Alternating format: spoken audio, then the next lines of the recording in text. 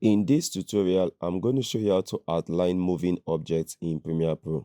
To begin, I've imported this clip onto my timeline over here. The first thing you need to do is to select this clip, hold down Alt or Option on Mac, and drag this clip one track above to duplicate it. Next, select the duplicated layer over here. Next, select the Object Mask tool if you're on Premiere Pro 2026, and draw a mask around the subject that you want to place an outline around. And Premiere Pro will automatically select this subject. Next, come over to the Effects Control tab and select the track selected mask forward and backward too. And Premiere Pro will automatically track your moving subject all through the video clip.